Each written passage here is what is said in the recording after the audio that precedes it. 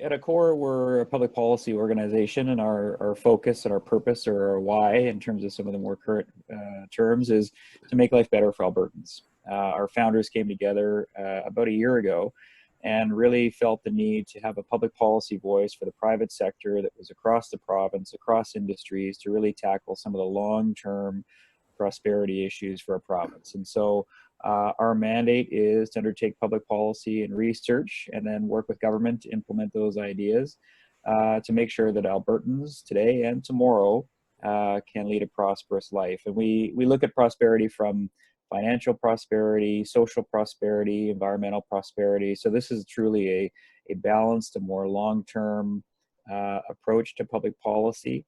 And so we're undertaking a number of projects right now, going to be, that are looking at the long-term future for Alberta, whether it's from the skills and talent standpoint, whether it's from our natural resource sector, whether it's from an innovation capacity standpoint.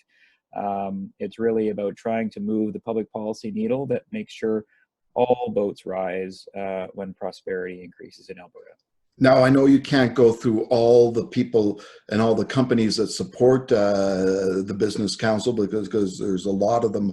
But what can you tell me about the support you've received from the business community, including the founding partners, I guess, in this? Sure. So our five founders are Ron Mannix, Mac Van Willigen, Nancy Southern, Don Farrell, and Hal Quisley, all very established business leaders and entrepreneurs, and for a few of them, multi-generational in terms of their family businesses.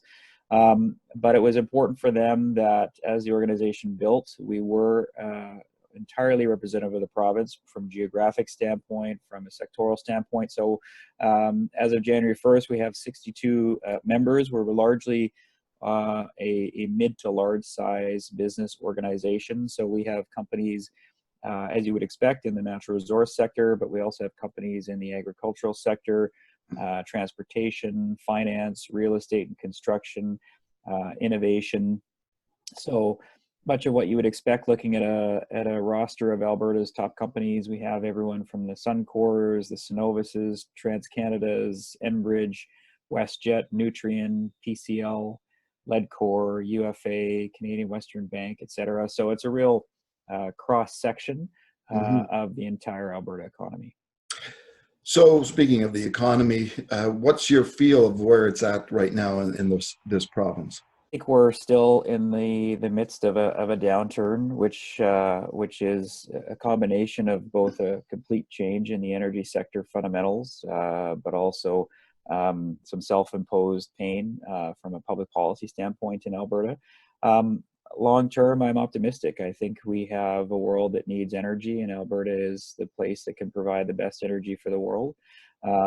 We have amazing entrepreneurs that are creating innovations both within energy, but also within software and platforms and you name it. And so I think that they're going to begin to fill some of the gap that's been created by the downturn in the energy sector.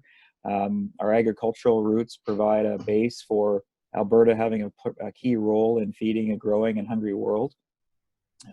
And so I think what we need to do is work constructively with government to create the policy conditions that will enable Canada to be a leader, Alberta to be a leader with respect to our natural resources, our innovation, our talent, removing barriers to people coming up with amazing ideas. And instead of making it difficult for people to bring their money and their ideas to Canada, we need to make sure that as innovators come up with things that push boundaries, we can be the place where they want to come. And so I actually think that Alberta should be focused on being the place where anyone who's got a solution to some of the biggest problems in the world should come. You know, the raft of challenges facing our world continues to grow. And with that creates business opportunities. And I think Albertans and Canadians expect business to find solutions. So as I say, long term, I'm optimistic. We've got some continued difficulty as we rebalance our energy sector, as we begin to figure out how to move forward in a lower emission intensity environment. But you know, I think the way in which we begin to think about ourselves as finding solutions for the world will help shape the path for Alberta.